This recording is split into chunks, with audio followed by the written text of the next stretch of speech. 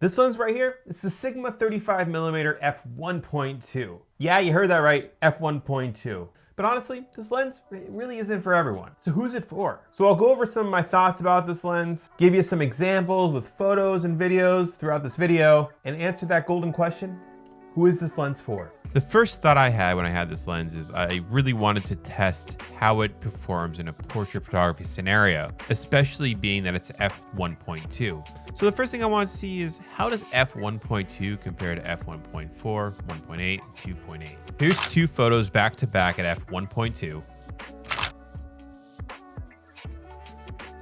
Here's two photos at f1.4.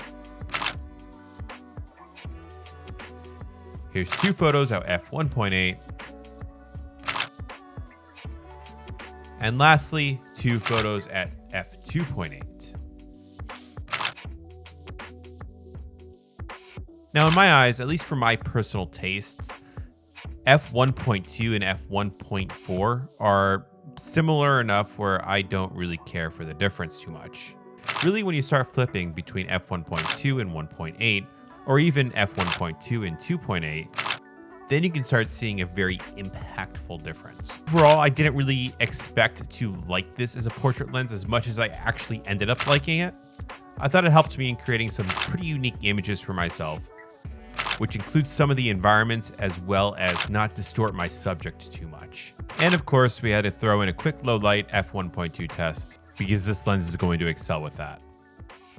Now that you've seen some portraits that this lens can take, let's go ahead and look at some pros and cons about this lens. And then we'll jump right into using this in a more cinematic environment for a very basic video test. So firstly, the biggest con is just that, it's massive.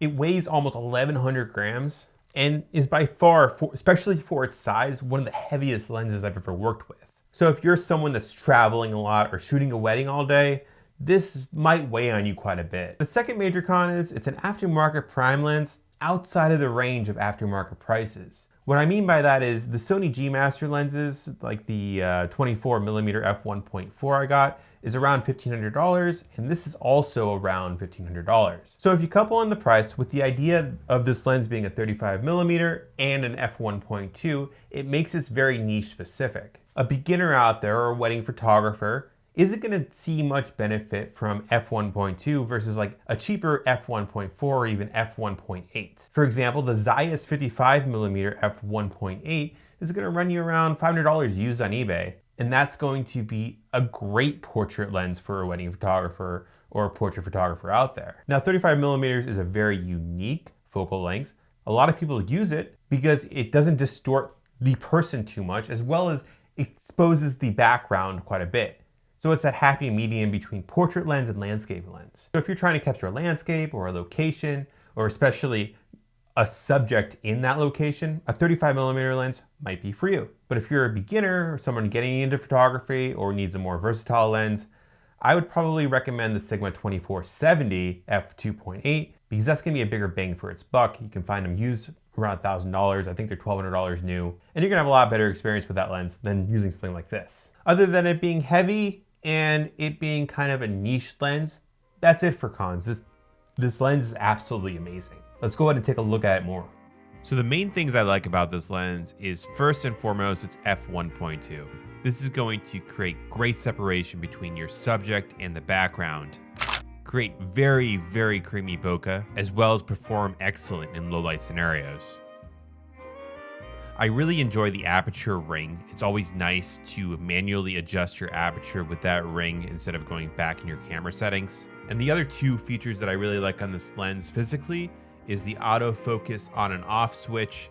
Makes it really easy to switch between autofocus and manual focus. And one that I'm not used to, that this is my first time experiencing, is the aperture click on and off. So that way, if you don't want that click signaling that you're between f1.2, f1.4, etc., you can turn it off and it'll be more smooth, which is extremely unique in my opinion.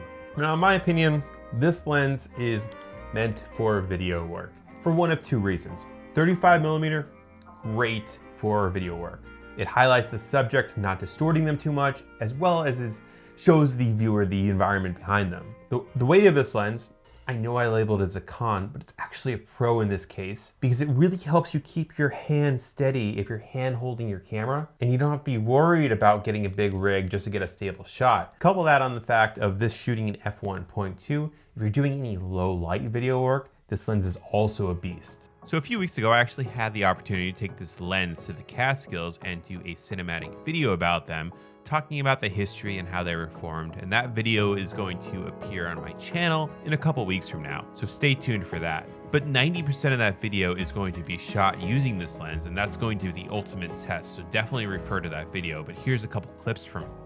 I also took a quick portrait video session of my fiance here, and all in all, I have to say, working with this in a video type scenario, I feel like this lens just knocked out of the ballpark.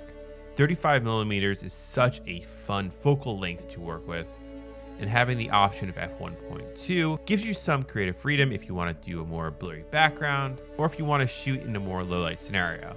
That, plus it being a very heavy lens, made it easy to hold handheld and not worry about bringing a tripod, especially when hiking up all those Catskill mountains. All in all, I love this lens. If you're a videographer out there or a portrait photographer looking to get a specific focal length with a more fun f1.2 aperture instead of those more normalized f1.4 or f1.8 apertures, this can give you more of a unique perspective than you're used to. Think of it as a breath of fresh air. You get so conditioned into shooting in f1.4 or f1.8 or even f2.8 that you don't really get that experience of what it feels like to get a different looking image, and f1.2 can help deliver that. That being said, if you're brand new to photography, I don't think I would recommend this lens all too much. You'd be much better off with the Sigma 2470, because that's going to be a better first lens experience for you, allowing you to play around with different focal lengths, having the flexibility to do different types of photography, different types of shots. Anyways, guys, thanks for watching this video. Let me know if you want to know anything else about this. I'll try and answer them down in the comments. Until next time, I'll catch you in the next one.